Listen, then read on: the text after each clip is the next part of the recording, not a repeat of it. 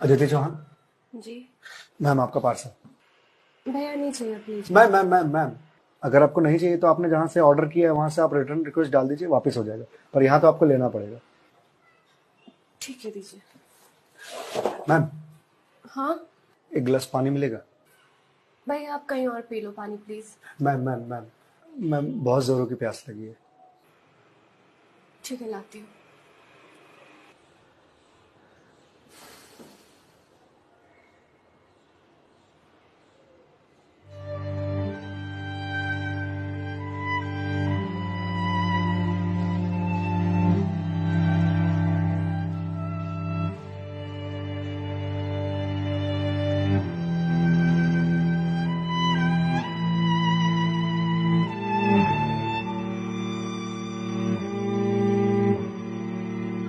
लीजिए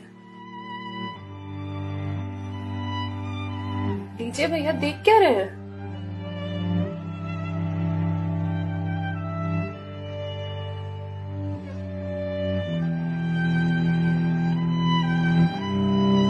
ma'am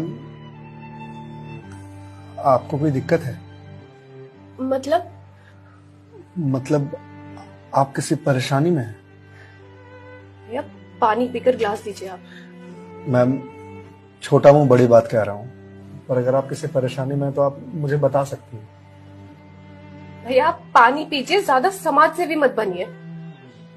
ma'am दुख बांटने से कम होता है। अच्छा, और आपको किसने कहा कि मैं दुखी हूँ? मैम अगर आप दुखी नहीं हैं तो फिर वो फंदा क्यों लगा रखा है?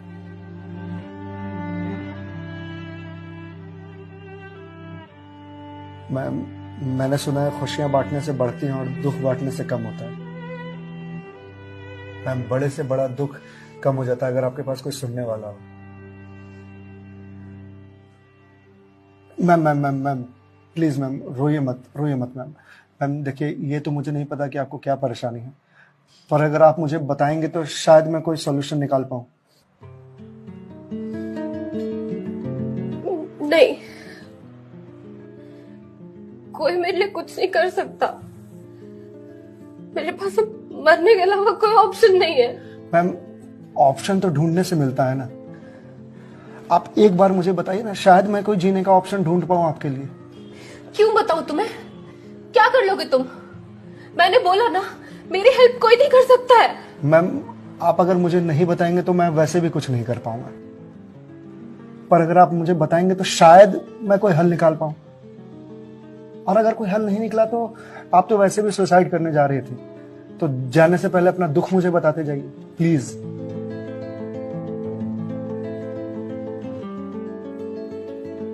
Please ma'am.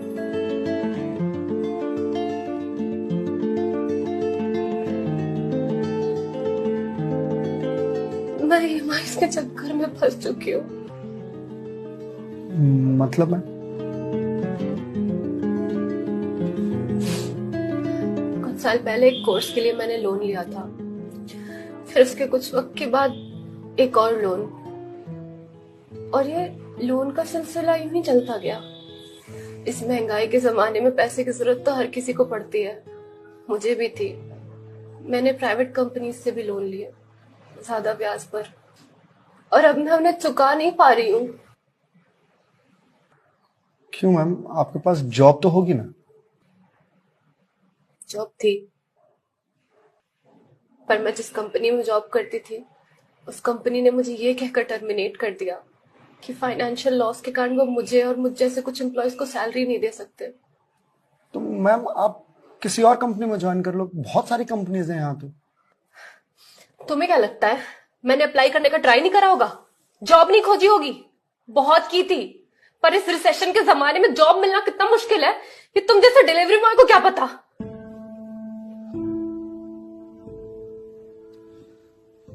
I am sorry ma'am, शायद आप सही कह रही हैं, मुझे इस बारे में कोई जानकारी नहीं। जॉब जाने के बाद मेरे से चीजें हैंडल नहीं हो रही हैं। बैंक से रोज कॉल्स आते ईएमआई भरने के लिए, और प्राइवेट कंपनी वाले फोन कर करके धमकियां दे रहे हैं। मैं इस लोन के जंजाल में फंसती चली जा रही हूँ, और अब मेरे पास सुसाइड के अलावा कोई और ऑप्शन नहीं है। मैम, ऑप्शन क्यों नहीं है? आप ये बात अपने घर में बता सकती हैं, अपने पापा को बता सकती हैं। नहीं, मैं ये बात अपने पापा को नहीं बता सकती। क्यों मैम? मेरे पापा रिटायर हो चुके हैं, उनके ऊपर पहले से घर की बहुत रिस्पॉन्सिबिलिटीज है। वो मेरी शादी के लिए पैसे भी जोड़ रहे हैं। मैं उनसे किस मुंह से पैसे मांगू? मुझे पढ़ाने के लिए, बाहर भेजने के लिए उन्होंने ना जाने रिश्तेदारों से कितने ताने सुने होंगे, और अब जब मैं उन्हें ये जाकर बोलूंगी तो लोग क्या कहेंगे? मैम, पैसे आपको अपने पापा से मांगने हैं या लोगों से? पापा से लेने हैं। तो फिर अब लोगों का क्या है? लोगों का तो काम है कहना, वो तो कहते रहेंगे। पर मैं किस मुंह से जाके अपने पापा को ये बोलूं? किस मुंह से मांगू पैसे उनसे? जिस उम्र में मुझे उनका बोझ उतारना चाहिए, सहारा बनना चाहिए, उस उम्र में मैं उन पे ही बोझ बनूं?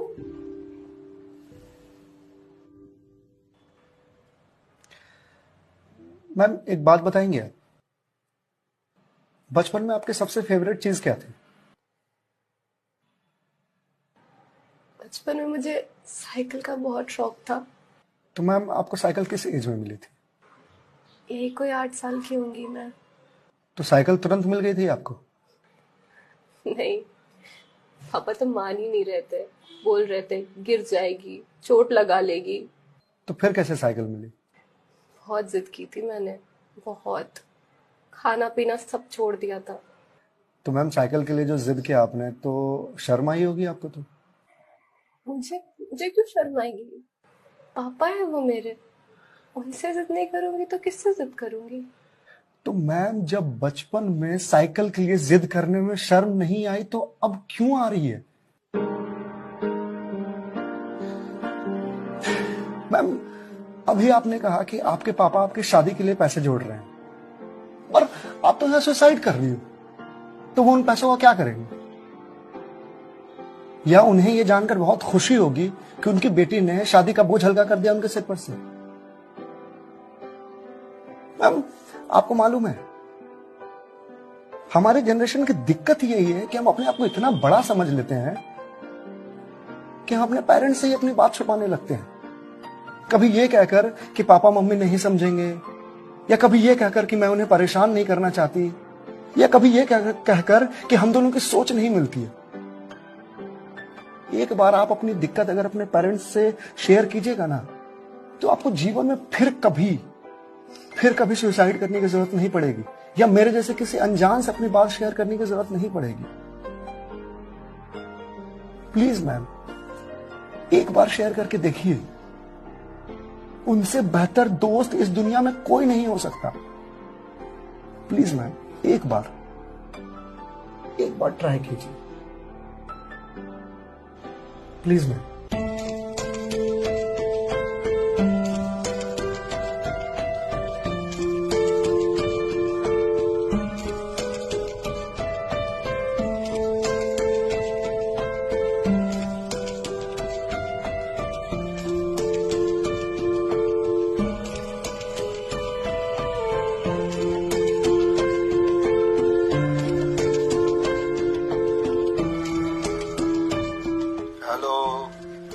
हेलो पापा।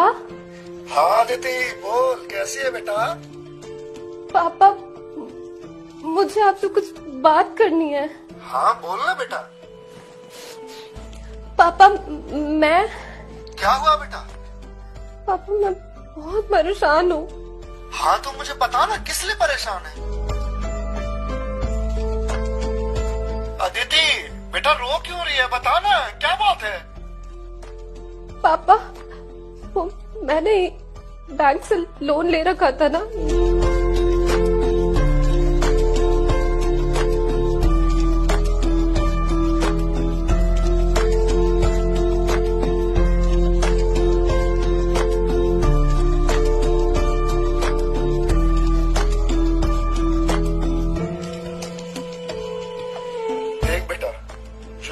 गया सो हो गया, तू चिंता मत कर, मैं हूं ना, अभी तेरा बाप जिंदा है, मैं काम करता हूँ, मैं कल ही तेरे पास आता हूँ, तू बिल्कुल भी चिंता मत कर। हाँ पापा, आप प्लीज आ जाइए। देखा मैं, आपके पापा आपके एक फोन पर यहां आने को तैयार हो गए और आप इतने दिनों से अकेले सफर कर रहे थे। मैम, मम्मी पापा से बढ़िया दोस्त कोई हो ही नहीं सकता। आप एक बार उन्हें दोस्त बना करके तो देखिए। आप सही कह रहे हैं भैया, मम्मी पापा से अच्छा दोस्त कोई नहीं हो सकता है। Thank you. It's okay ma'am, ये लीजिए क्लास। वंस अगेन भैया, thank you so much. It's okay ma'am, bye. Ma'am ji? मेरे पास आपके लिए कुछ है, यही रुकिएगा, मैं थोड़ी देर में आता हूं।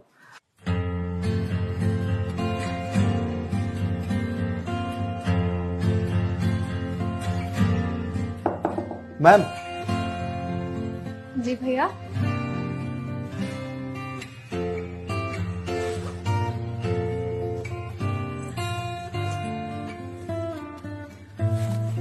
मैम, ये आपके लिए।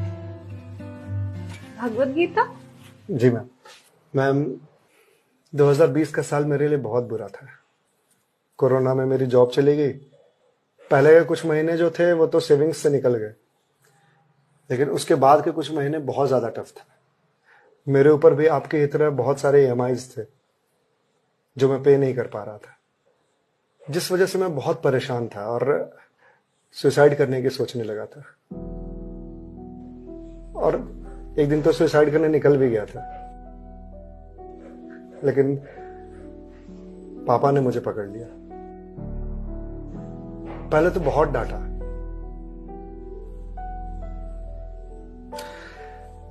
फिर उसके बाद सीने से लगा करके कहा कि तू चिंता क्यों करता है, मैं हूं ना।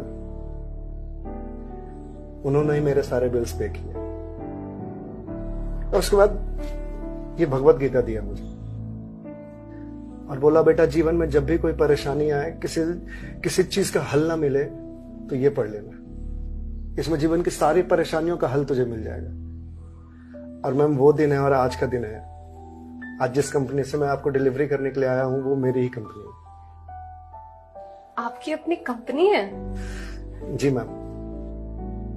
कोरोना के बाद मैंने अपना स्टार्टअप शुरू कर दिया था जॉब जाने के बाद, क्योंकि जॉब मिल ही नहीं रही थी। तो अगर आपकी कंपनी है तो फिर ये डिलीवरीज आप क्यों कर रहे हैं?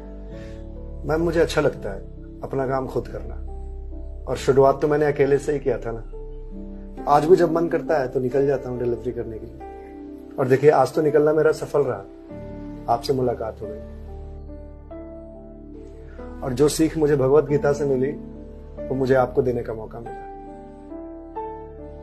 मैम, वैसे तो बहुत सारी बातें हैं इसमें सीखने की, पर जो सबसे अच्छी बात मुझे लगती है वो ये कि जो समय है ना, ये कभी एक सा नहीं रहता। आज बुरा समय है तो कल अच्छा समय जरूर आएगा। आज अंधकार है तो कल सवेरा जरूर आएगा।